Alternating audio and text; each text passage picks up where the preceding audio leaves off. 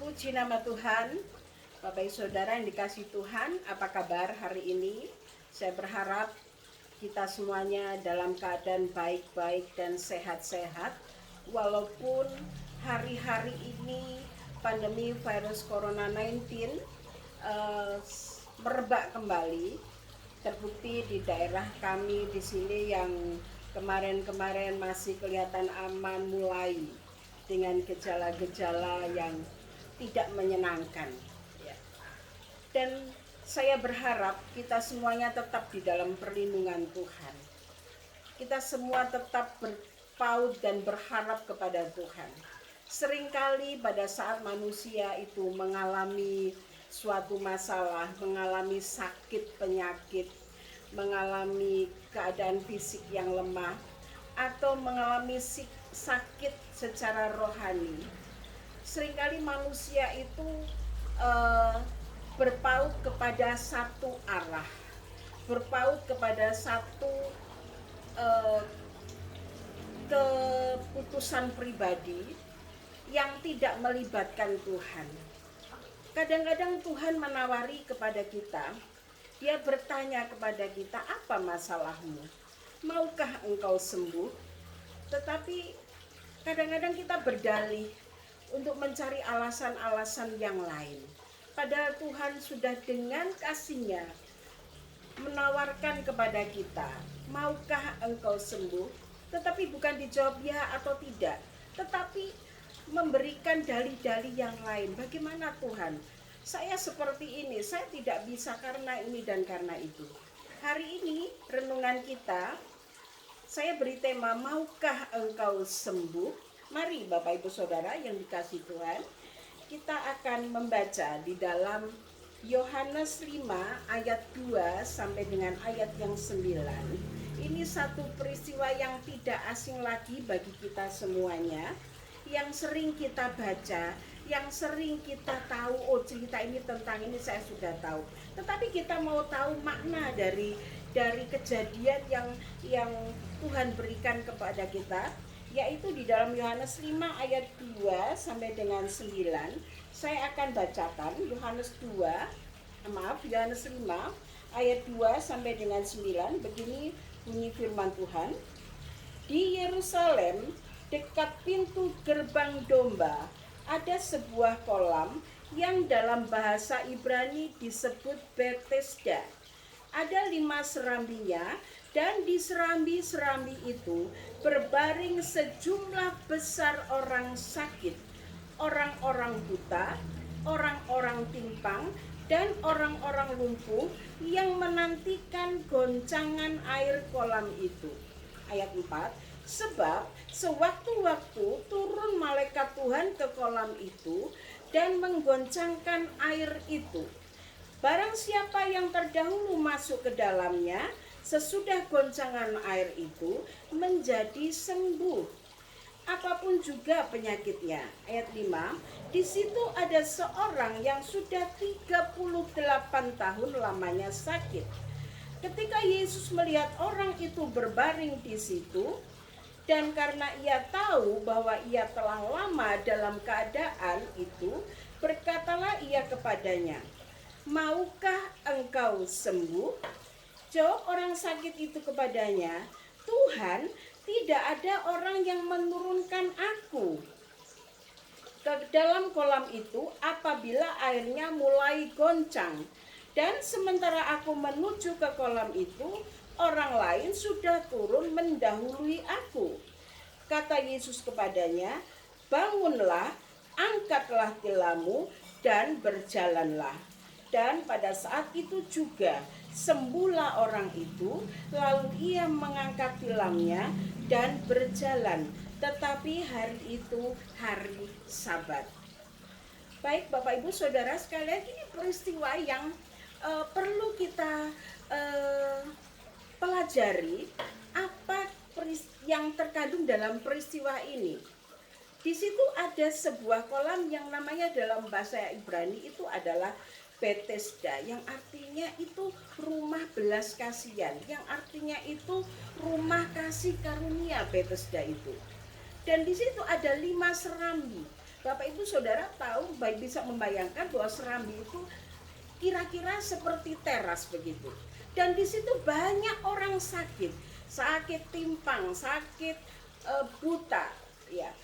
Ada di situ orang-orang yang menantikan air itu bergoncang. Dipercayai bahwa kalau air itu goncang, itu ada malaikat Tuhan yang turun, dan siapa yang terdahulu masuk di dalam kolam itu, dia akan sembuh. Bapak Ibu Saudara sekalian, di ayat yang ke-5 dikatakan di situ ada seorang yang 38 tahun lamanya lumpuh.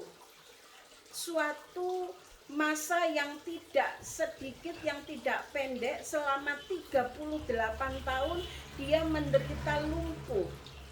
Ya, berbicara tentang lumpuh, lumpuh itu adalah orang yang tidak bisa bergerak. Lumpuh itu adalah orang yang tidak bisa bertindak untuk jalan. Lumpuh itu selalu menunggu belas kasihan. Kalau misalnya dia buta, mungkin dia masih bisa berjalan dan masuk di dalam kolam itu. Tetapi orang ini adalah orang lumpuh yang tidak bisa bergerak selama 38 tahun. Wow, penantian yang sangat panjang. Mungkin dia berada di situ, tidak diberitahu di dalam Alkitab, mungkin orang itu berada di situ sejak umur 5 tahun atau sejak umur berapa, tetapi dikatakan bahwa dia lumpuh selama 38 tahun. Penantian yang sangat panjang. Pandangannya hanya terfokus pada satu arah, yaitu menanti kolam Bethesda tadi bergoncang. Tetapi dia menanti dan tidak tahu, kita tidak bisa membayangkan kolam Bethesda itu bergoncangnya apakah dia seminggu kali atau sebulan sekali atau 3 hari sekali.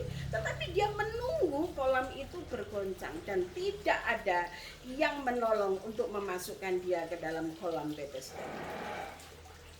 Seringkali rohani kita lumpuh, tidak mau bergerak, tidak bisa bergerak, tidak bisa bertindak, karena kita terfokus pada satu harapan saja, yaitu dia melihat secara mata, secara kasat mata, oh di situ orang bisa sembuh, kemudian berbondong-bondong orang ke situ. Bapak Ibu Saudara yang dikasih Tuhan, yang sekarang setengah merasakan sakit jasmani, mungkin Bapak Ibu Saudara pernah melihat pada satu tempat, oh di situ loh, itu tempatnya orang sakit sembuh, semua penyakit sembuh. Bah, berbondong-bondong ke situ, lari ke situ, sampai dia lupa bahwa ada satu pribadi yang menawarkan secara kasih, yang menawarkan dengan kasih, maukah engkau sembuh? Bapak Ibu Saudara sekalian, di ayat yang ke-6, ketika Yesus melihat orang itu berbaring di situ, dan karena ia tahu bahwa ia lama dalam keadaan itu, berkatalah ia kepadanya, maukah engkau sembuh?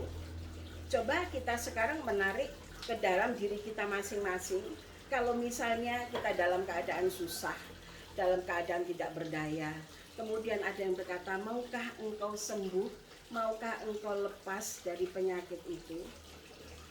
Sebenarnya pertanyaan Tuhan Yesus ini sebenarnya kalau menurut kita pertanyaan yang aneh. Sudah tahu dia sakit, sudah tahu dia menunggu goncangan air, ditanya maukah engkau sembuh? Sama dengan anak kecil yang membawa piring, mamanya kesana kemari minta makan, mamanya masih tanya, apa kamu mau makan? Udah tahu dia bawa piring. Nah, pertanyaan ini adalah pertanyaan yang bertujuan untuk jawaban yang pasti, memastikan jawaban. Tetapi orang lumpuh ini tidak menjawab, ya saya mau sembuh, atau Tuhan sembuhkanlah saya. Tidak. Di ayat yang 7 jawab orang sakit itu kepadanya, Tuhan, tidak ada orang yang menurunkan aku ke dalam kolam itu apabila airnya mulai goncang, dan sementara aku menuju kolam itu, orang lain sudah turun mendahului aku. Bapak Ibu Saudara, kadang-kadang keadaan kita ini di dalam menghadapi keadaan atau situasi keadaan kita seperti keadaan yang sakit, keadaan masalah, kadang-kadang kita menyalahkan orang lain. Nggak ada yang nolong aku, Tuhan. Aku sudah minta ke sana kemari, mereka tidak memberikan pertolongan kepadaku. Kadang-kadang kita menyalahkan orang-orang di sekitar kita. Bahkan kadang-kadang kita menyalahkan diri kita sendiri. Kita tidak mau tahu pertolongan Tuhan itu yang bagaimana. Sudah nyata dikatakan bahwa maukah engkau sembuh, tapi pertanyaan ini dijawab, Tuhan, gak ada yang menurunkan aku. Aku sudah nunggu di sini, tidak ada yang menolong aku. Bapak Ibu Saudara sekalian, apa yang Tuhan mau? Tuhan mau kita merespon dengan jawaban yang pasti. Apa yang menjadi masalah kita? Jawaban yang pasti.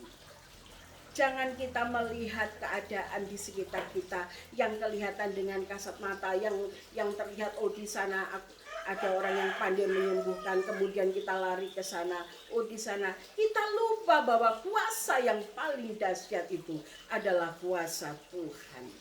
Haleluya. Tuhan mau kita bertindak dari setiap kelumpuhan kita. Tuhan mau bertindak dari setiap ketidakberdayaan kita. Di ayat 8 dikatakan, kata Yesus kepadanya, bangunlah, angkatlah tilammu dan berjalanlah. Tilam itu adalah sarana bagi orang yang lumpuh tadi untuk berbaring. Kadang-kadang kita tidak mau melepaskan kehidupan lama kita. Kita selalu berpaut pada kehidupan lama kita. Ya udahlah, begini sajalah, seperti orang lumpuh tadi. Dia hanya mengharapkan belas kasihan dari orang lain.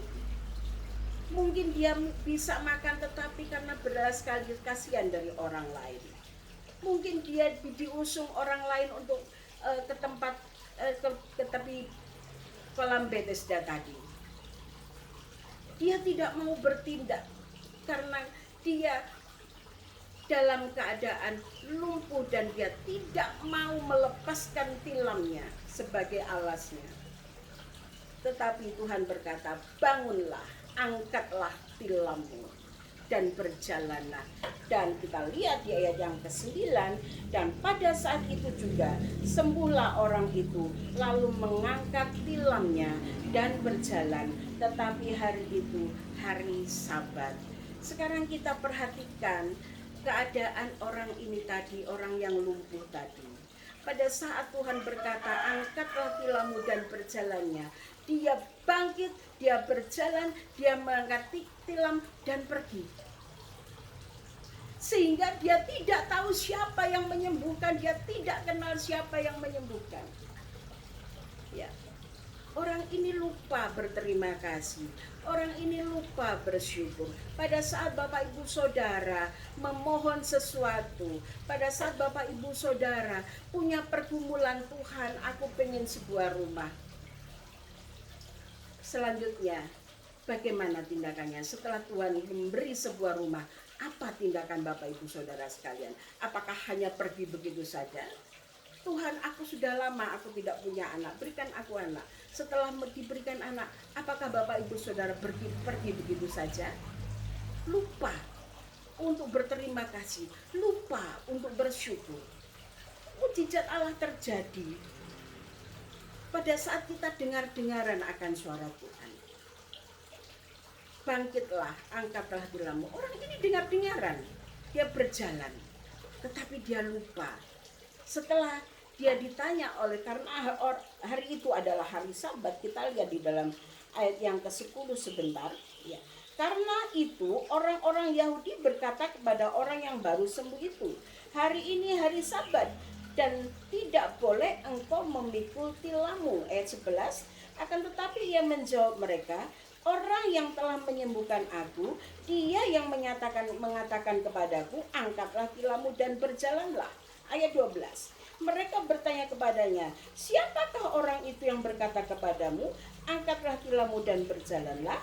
13, tetapi orang yang baru sembuh itu tidak tahu siapa orang itu, sebab Yesus telah menghilang ke tengah-tengah orang banyak di tempat itu. Ada banyak kejadian mujizat yang Tuhan buat. Orang buta melihat, orang dusta ditahirkan, dan mereka memuji Tuhan, kemudian mereka mengikut Tuhan Yesus. Ada orang kusta yang disembuhkan, ada satu yang kembali dia bersyukur. Tetapi orang yang lumpuh ini tadi, setelah dia dapat berjalan, setelah dia sembuh, dia pergi dan lupa siapa yang menyembuhkannya. Mari kita melihat diri kita sendiri. Terlalu banyak pertolongan Tuhan kepada kita. Terlalu banyak pertolongan Tuhan kepada kita. Sekarang Tuhan bertanya kepada kita, maukah engkau sembuh? Mari kita jawab dengan jawaban yang tegas, dengan jawaban yang pasti. Tuhan, aku mau disembuhkan. Tuhan, aku mau dipulihkan. Tuhan, tolong nyatakan kuasa-Mu. Dan apabila kita dengan kerinduan, kita dipulihkan oleh Tuhan, maka Tuhan akan membebaskan kita dari segala persoalan hidup kita, dari sakit penyakit kita. Kalau hari ini Bapak Ibu Saudara sekalian dalam keadaan sakit, mari katakan kepada Tuhan, Tuhan, aku mau disembuhkan. Tapi jangan lupa, setelah kita menerima mujizat Tuhan, setelah kita ditolong oleh Tuhan, masih ada yang harus kita kerjakan, masih ada yang harus kita lakukan. Ada satu tuntutan Tuhan. Kita lihat di dalam ayat yang ke-14, ya, ayat 14. Kemudian tadi dikatakan bahwa orang lumpuh tadi tidak tahu siapa yang menyembuhkan. Dan di ayat yang ke-12, kemudian Yesus bertemu dengan dia dalam bait Allah, dengan orang yang lumpuh itu, ya. Lalu berkata kepadanya, engkau telah sembuh, jangan berbuat dosa lagi, supaya kepadamu jangan terjadi yang lebih buruk. Ini tuntutannya. Kalau engkau sudah disembuhkan, kalau engkau sudah dibebaskan, kalau engkau sudah diberi apa yang menjadi pergumulanmu, jangan lupa, jangan berbuat dosa lagi. Jangan hidup lama lagi. Jangan tidur lagi ditilam, jangan lagi meminta-minta, tetapi mari melakukan apa yang bisa kita lakukan. Jangan berbuat dosa lagi, mengenakan hidup yang baru, lepaskan hidup yang lama. Itu yang menjadi tuntutan Tuhan kepada kita. Bapak Ibu Saudara sekalian yang dikasihi Tuhan, mari kita renungkan renungan kita hari ini. Hari ini ada suara Tuhan yang mengatakan, maukah engkau sembuh? Maukah engkau dipulihkan? Maukah engkau diberkati? Maukah pergumulanmu dijawab oleh Tuhan? Jawab dengan pasti. Dan setelah pergumulan kita, penyakit kita disembuhkan, rohani kita dipulihkan kembali, maka harus ada satu tindakan. Yang pertama, kita harus bersyukur kepada Tuhan. Kita harus tahu siapa yang menolong kita. Kenali Tuhan, kenali suaranya, kenali juga perintah-perintahnya, dan lakukan perintahnya. Jangan berbuat dosa lagi, jangan kembali kepada hidup yang lama, tetapi mari kita tapaki kepada kehidupan yang baru. Puji nama Tuhan. Sebagai ayat penutup, kita baca di dalam Efesus 4 ayat 22 sampai 24. Efesus pasal 4 ayat 22 sampai dengan 24 saya akan bacakan. Yaitu bahwa kamu berhubung dengan kehidupan kamu yang dahulu harus menanggalkan manusia lama yang menemui kebinasaannya oleh nafsunya yang menyesatkan, supaya kamu dibaharui di dalam roh dan pikiranmu, dan mengenakan manusia baru yang telah diciptakan menurut kehendak Allah di dalam kebenaran dan kekudusan yang sesungguhnya. Puji nama Tuhan. Saya berharap kita semua sudah dipulihkan. Saya berharap kita sudah menapaki hidup yang baru. Katakan kepada Tuhan, Tuhan, pulihkan aku, sembuhkan aku. Maka Tuhan akan memberikan kehidupan yang baru. Jangan melihat keadaan dunia ini. Kadang-kadang kita melihat keadaan dunia ini dan kita mengikuti orang-orang lain. Ya. Katakan di sana ada perobatan yang luar biasa, pergi ke sana, berduyun-duyun. Ya. Di sana ada yang dapat menyembuhkan yang luar biasa, pergi berduyun-duyun. Yang menyembuhkan itu adalah iman kita kepada Tuhan. Libatkan Tuhan. Bukan tidak berarti pada saat kita sakit kita tidak boleh berobat ke dokter. Kita harus berobat ke dokter, tetapi sebelum ke dokter libatkan Tuhan terlebih dahulu. Ada salah satu jemaat kami di sini yang sudah berusia sekitar 70-an. Kemudian dia ingin operasi katarak mata, ya. Jadi ada dua, yang satu sudah selesai, yang satunya nanti akan dioperasi tanggal 8 besok. Dia katakan, tante doakan saya dulu. Sebelum saya ke sana doakan saya dulu. Jadi kami sudah mendoakan dan saya percaya Tuhan mendahului. Bukan tidak berarti tidak boleh ke dokter, silahkan datang ke dokter, tetapi libatkan Tuhan terlebih dahulu, sebab Dia yang berkuasa untuk menyembuhkan saudara dan saya. Apapun persoalannya bawa kepada Tuhan, tetapi jangan lupa setelah Tuhan mengabulkan permohonan kita, setelah Tuhan menyembuhkan kita, jangan lupa untuk bersyukur kepada Tuhan. Ya. Salah satu dari jemaat saya yang berumur 70 tahun katakan, saya mau ikut perjamuan kudus dulu. Saya sudah hitung karena beliau mengikut Tuhan belum lama. Dulu pernah mengikut Tuhan dan berpuluh tahun tidak pergi ke gereja dan baru datang lagi. Ya. Sampai dihitung, saya sudah ikut perjamuan 23 kali, tante. Wow, saya heran. Sampai dihitung karena imannya kepada Tuhan begitu dalam. Dan saya percaya Tuhan akan segera menyembuhkannya. Dan sekali lagi, jangan lupa kalau Tuhan sudah pulihkan, kalau Tuhan sudah sembuhkan, bersyukur kepada Tuhan dan menapaki hidup yang baru. Hidup yang lama tinggalkan. Kita akan menapaki hidup yang baru, yang lebih menurut akan firman Tuhan, menuju kepada kesempurnaan sampai kita bersama-sama dengan Dia di surga. Puji nama Tuhan. Inilah renungan kita pada hari ini. Saya percaya renungan kita pada hari ini membuat kita lebih lagi untuk mengetahui apa yang menjadi kehendak Tuhan di dalam hidup kita. Ya. Hari ini Tuhan berkata, engkau sudah disembuhkan, jangan berbuat dosa lagi. Ini yang menjadikan kita untuk lebih lagi mengerti apa tindakan kita setelah Tuhan menyembuhkan kita. Jangan berbuat dosa lagi, masuk di dalam kehidupan yang baru. Puji nama Tuhan, saya percaya hari ini kita sudah dipulihkan oleh Tuhan. Yang sakit sudah disembuhkan, yang dalam masalah Tuhan sudah buka jalan, yang lemah Tuhan sudah kuatkan. Haleluya.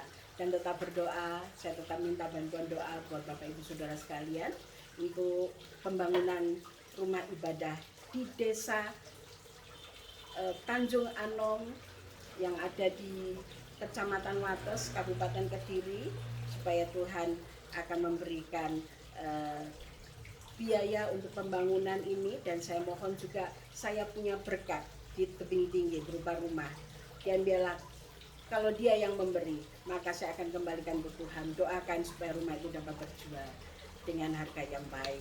Puji nama Tuhan. Tetap patuhi protokol pemerintah, menggunakan masker, mencuci tangan dan menjaga jarak. Hari-hari ini virus corona sedang merebak lagi.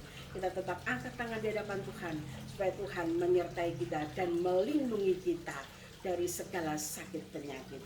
Puji nama Tuhan. Tuhan memberkati Bapak Ibu Saudara sekalian.